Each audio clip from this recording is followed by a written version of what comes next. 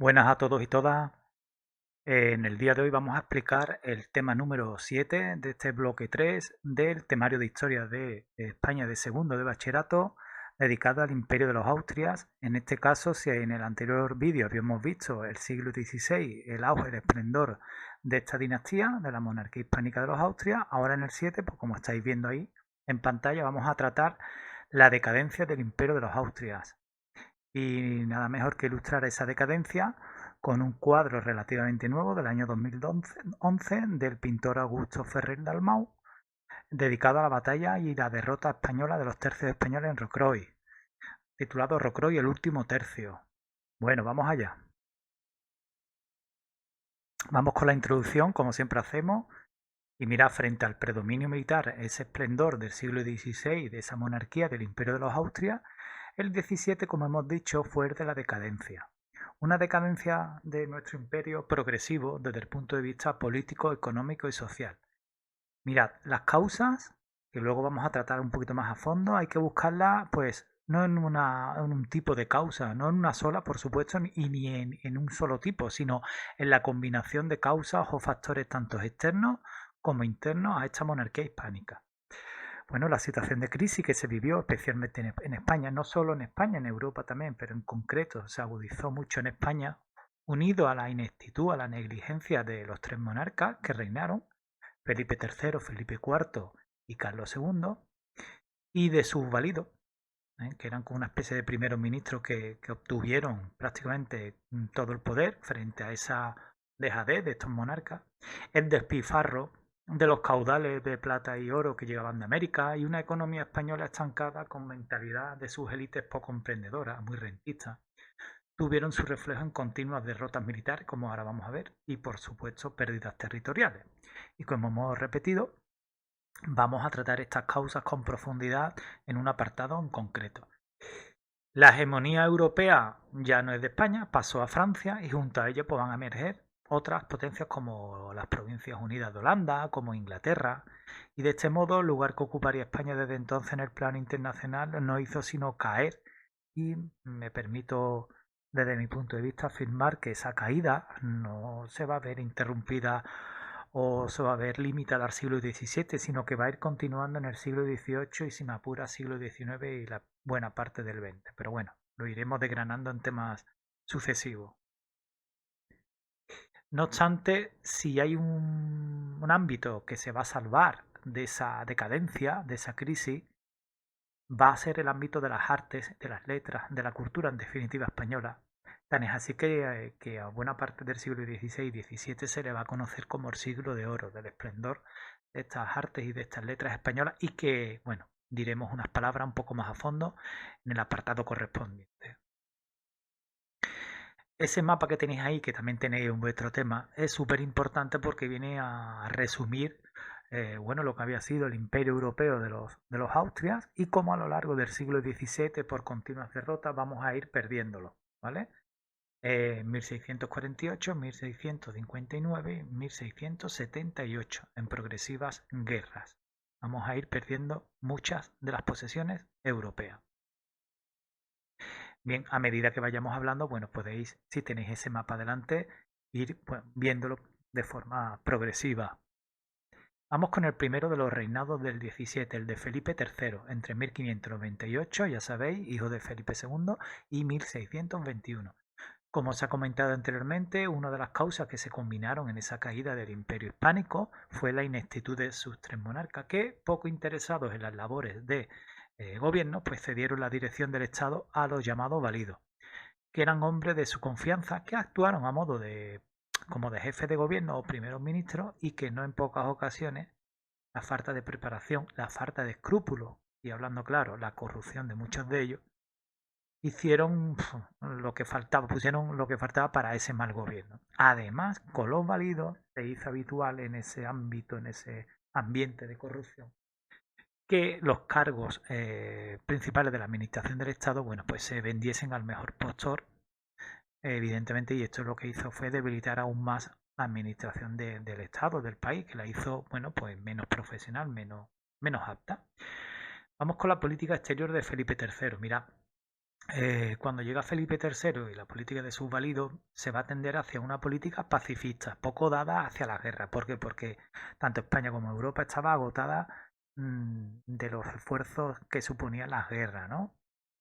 Bien, y por eso se va a llegar a la firma de tratados con Francia, con Inglaterra y con los Países Bajos, con la cual se firma la tregua de los 12 años en el año 1609. En política interior, si en el exterior se tiende a la tranquilidad, en política interior, bueno, el hecho más destacado será la nefasta y torpe expulsión de los moriscos en el año 1609. Bueno, si recordáis, los moriscos era la población de origen musulmana, que en teoría debería estar convertida al cristianismo, pero que en la práctica muchos de ellos seguían siendo musulmanes abiertamente, eso entre comillas, claro, o, bueno, poco menos que, como mínimo, con tradiciones culturales, gastronómicas, etcétera, musulmanas. Bien, pues con esa idea de la uniformidad religiosa católica en España, se optó definitivamente por la expulsión.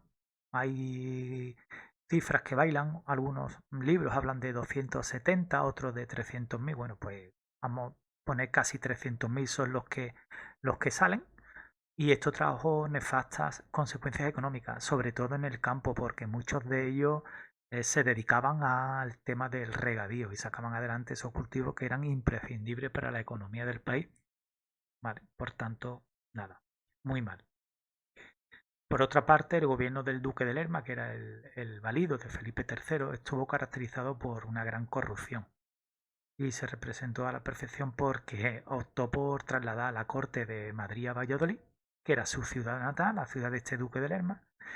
Allí había comprado antes de llevarse la corte un montón de bienes inmuebles, de casas señoriales, que vendió a un precio muy superior a la nobleza, porque la nobleza quería estar pues donde estaba la corte. ¿Y qué es lo que hizo este personaje? Bueno, pues lo que hizo es que una vez que ya se hizo de oro, luego pues se llevó la corte otra vez a Madrid. Iba a ser ajusticiado y tal, pero este para que no lo mataran, bueno, pues se buscó una estrategia que era ser nombrado cardenal, ¿vale? Eclesiástico, con lo cual escapó de esa justicia.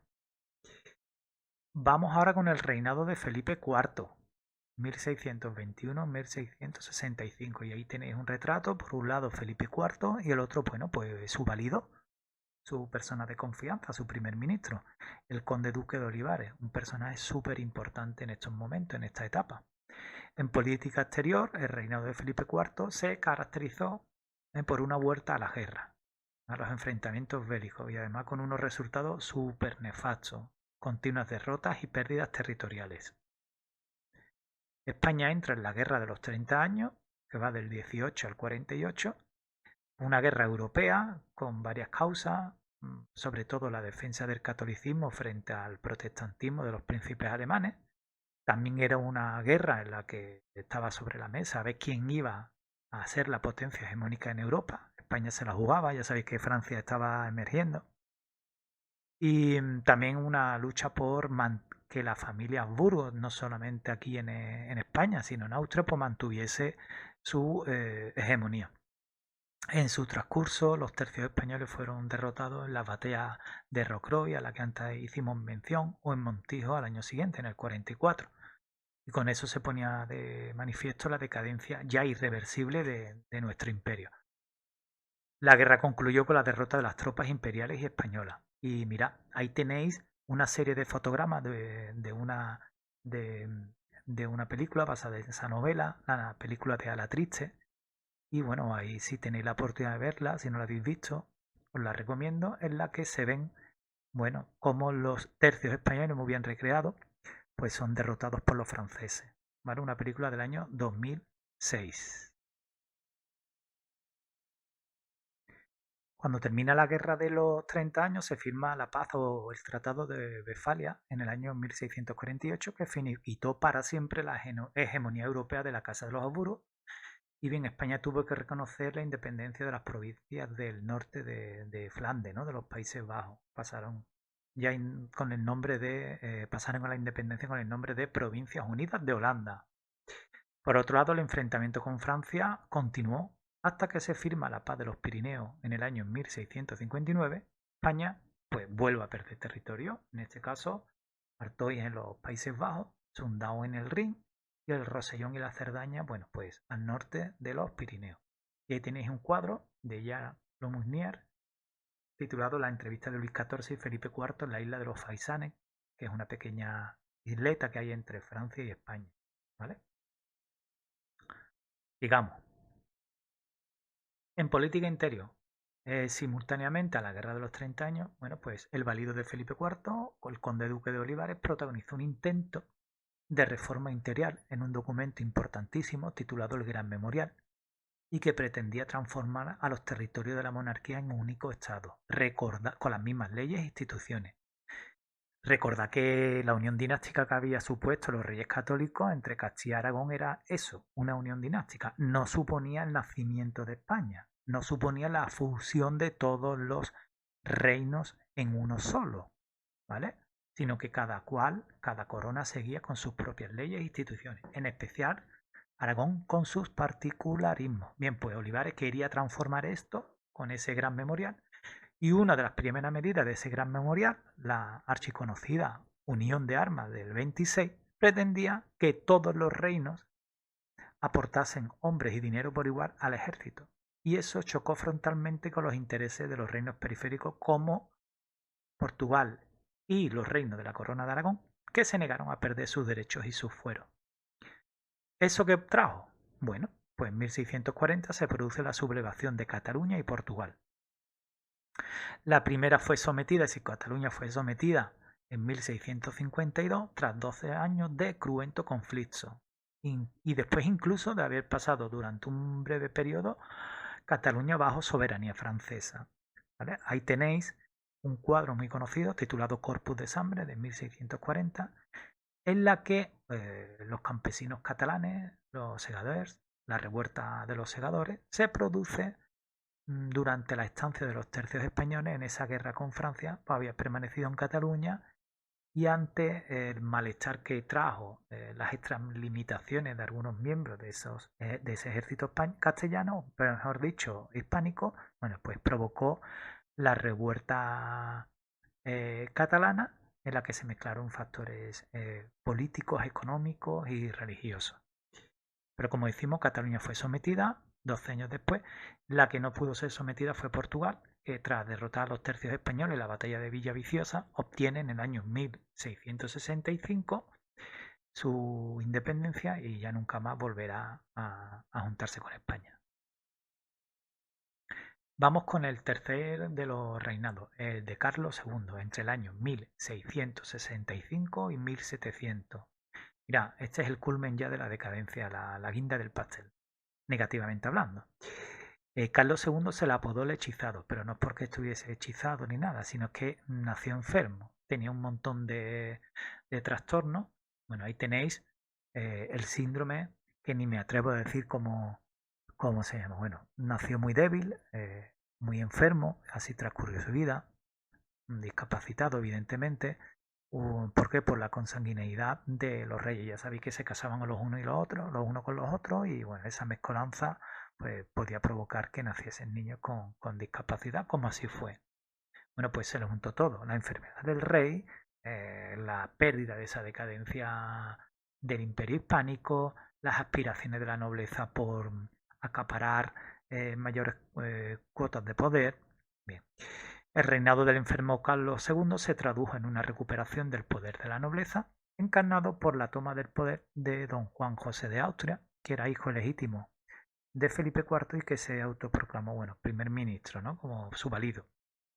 Este reinado también se caracterizó por las constantes derrotas contra la Francia de Luis XIV, que era la hegemónica, la nueva potencia. Se firma el tratado con Francia, el Tratado de Nimega, en el año 1678 y perdemos, entre otros territorios, bueno, pues el Franco Condado, ¿vale? Que pasa a Francia. La guinda del pastel de la decadencia, el sumo, va a llegar con el problema sucesorio. Y mirad, esto lo vamos a estudiar a fondo en el tema siguiente, en el octavo, ¿vale? Pero no está de más que ya empecemos a comprenderlo.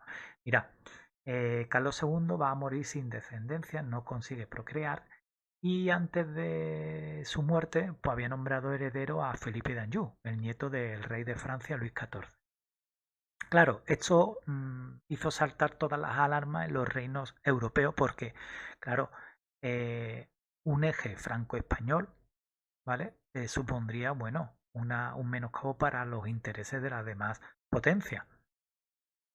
Bien, ¿esto qué provocó? Bueno, pues provocó una guerra, la llamada Guerra de Sucesión Española, en la que entre el año 1701 y 13 y en la que hubo dos bandos.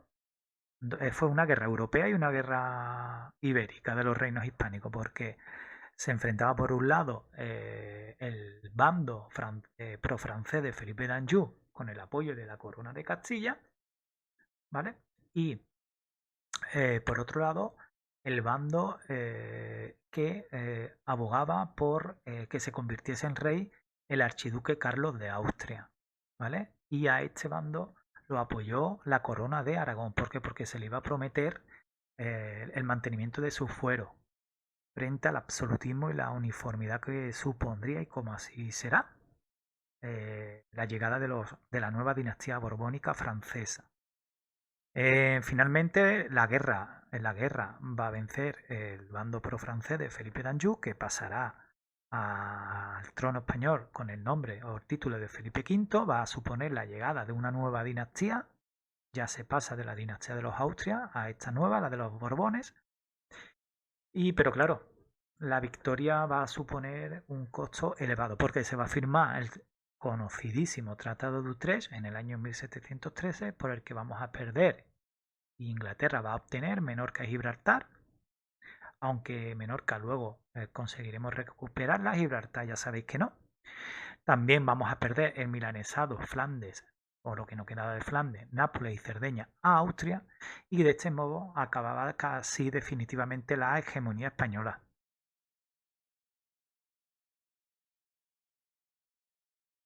Bueno, mira, ya estamos terminando este tema que como sabéis no es muy largo. Y habíamos hablado en la introducción que los factores que llevaron a esa decadencia española se debieron a la combinación de una serie de causas, no se deben a una sola. Y por supuesto, las causas sociales y económicas tuvieron mucho que ver. Mira, esos factores fueron tanto internos a la monarquía hispánica, España, como externos. Y además fueron de distintas índoles. No nos cansamos de repetir los factores económicos, políticos y sociales, aunque no cabe duda que estuvieron muy relacionados y se retroalimentaban uno con otro, creando el caldo de cultivo perfecto para la crisis y la caída del imperio. Es por ello por lo que estimo conveniente exponer de forma resumida las principales causas sociales y económicas que van a contribuir a esa crisis.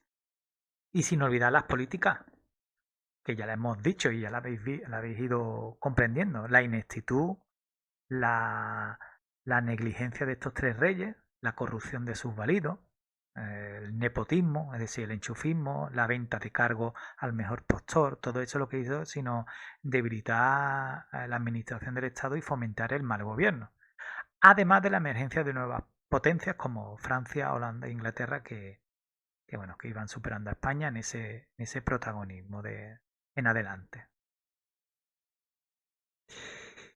Entre esas causas políticas hay otras, como hemos dicho, sociales y económicas. Vamos a repasarlas. La primera, la fuga del cada vez más escaso oro y plata procedente de América. Mirad, ahí tenéis una gráfica.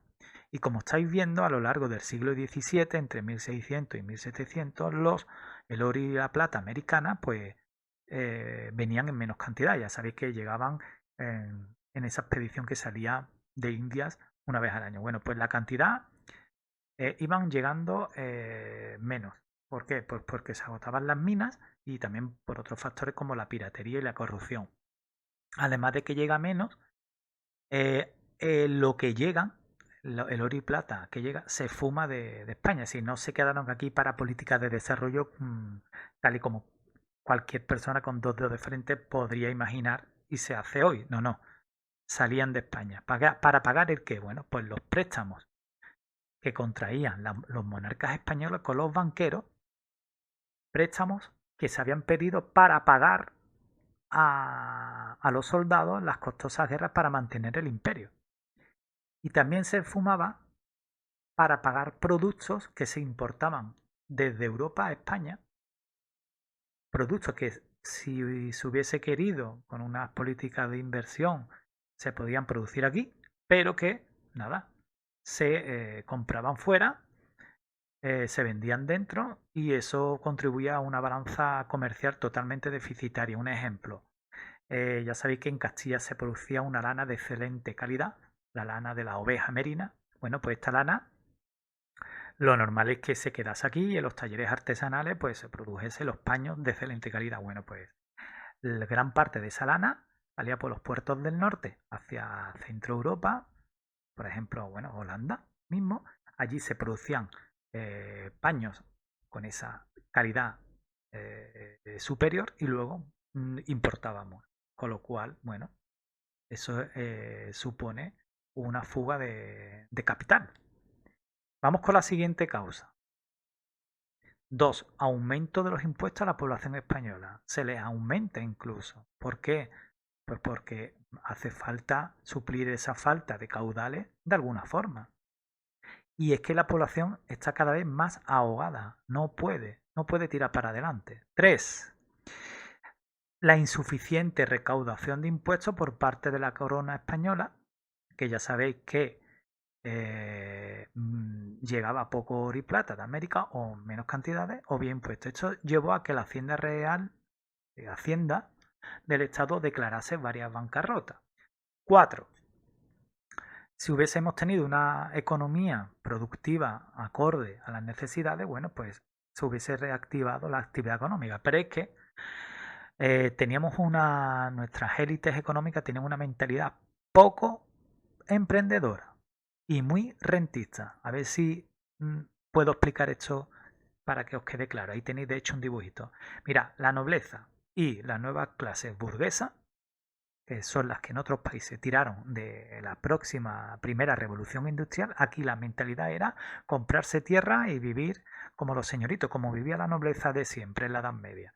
En lugar de invertirla en actividades económicas protoindustriales que tuviese un valor añadido y que con el tiempo hubiese hecho emerger la economía española. Pues aquí no, ¿vale?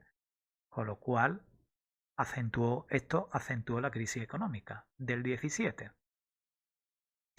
Bien, y esta mentalidad rentista y poco emprendedora, más la escasez del trabajo industrial, más los continuos aumentos de impuestos que ahogaba a la población, más una continua inflación, subida de precios, llevó a la pobreza a gran parte de la población española. Aumentó la mendicidad y la marginalidad. Ahí tenéis un cuadro muy famoso de Murillo, Los tres muchachos, que representa, bueno, ese estado de la población española sumida en la pobreza. Sexto factor, la precariedad de la industria y el comercio español. Ya hemos hecho referencia a él en las anteriores causas. En España se producían las materias primas, por ejemplo la lana, pero se exportaban y transformaban en Europa en ropa, en otros paños que luego regresaban aquí a mayor precio con el consiguiente déficit en la balanza comercial. Por si fuera poco, la industria y el comercio español también se verá reducido en nuestras colonias americanas. Colonias americanas que se abastecían por sí mismas con actividades que iban surgiendo allí, a talleres artesanales allí mismo, o que empezaban a comprarle productos a compañías inglesas o holandesas, saltándose el veto del Estado español. Y una causa que hemos dicho antes, la expulsión de los moriscos, fue una gran torpeza y fue un desastre económico. Ya sabéis que tuvo consecuencias nefastas, sobre todo en el regadío, ¿vale? Es decir, se unen factores de todo tipo. Y en la octava, por si fuera poco, se producen en el campo malas cosechas, eso trae hambre, eso trae una caída de la población española, hambrunas, epidemias, enfermedades, al estar la población súper debilitada, las muertes por las continuas guerras, la gente se va a América, más la expulsión de los moriscos. ¿Esto qué trae? Todas estas causas. Pues que la población española descienda. España pasa a lo largo del 17 de 7 a 8 millones de habitantes. Ahí tenéis esa gráfica, como claramente se ve esa curva descendente. Y por último vamos a hablar del siglo de oro, que es la excepción de la decadencia hispánica. Y ya sabéis, uno de los escasos ámbitos que se escapó de esa crisis fue el ámbito de la cultura, el ámbito de las artes y las letras. Y es que buena parte del 16 y 17 se le conoció como el siglo de oro, por ser un siglo brillantísimo en las letras y las artes. Vamos simplemente a modo de pincelada nombrar a algunos artistas y algunos ámbitos. El humanismo de Luis Vives o Antonio de Nebrija, ya sabéis, el autor de la primera gramática del castellano. Miguel de Cervantes, ese escritor que con la obra cumbre, El Quijote de la Mancha, es la obra culmen de la literatura española. Francisco de Quevedo, Luis de Góngora, Calderón de la Barca o Lope de Vega. Estos dos últimos, por cierto, espléndidos ejemplos del género más popular en la sociedad de la época. Nos referimos al teatro, que en sus obras muestran dicha sociedad y ensalzan sus valores como el honor, la honra y la justicia. Destacar una obra famosísima de Lope de Vega, como fue Fuente Ovejuna. En cuanto a las artes, el esplendor pasa por el clasicismo del Escorial. La imagen del Escorial la hemos visto en el tema anterior, donde vivió, lo construyó Felipe II. El barroquismo de la fachada del Obradoiro en Santiago, o la religiosidad de las imágenes de los escultores Alonso Berruguete y Juan Martínez Montañés. Y como ejemplo, pues el sacrificio de Isaac, ahí lo tenéis, ese pasaje bíblico, por el escultor Berruguete. Y en pintura destacan figuras como el Greco, Murillo, Valdés Leal, pero sobre todo Velázquez, que en sus obras como La rendición de Breda o La Menida, pues se pueden decirse que está entre las grandes obras artísticas de la historia de la humanidad. Ya sabéis, la familia de Carlos IV de las Meninas, de Velázquez, y en el de la izquierda que estáis viendo, La rendición de Breda, o también conocido como Las Lanzas, pues recrea, ¿no?, un episodio histórico en Holanda, cuando los tercios españoles derrotan a los holandeses y tomaron la mencionada ciudad. Bueno, un saludo y espero que os haya gustado.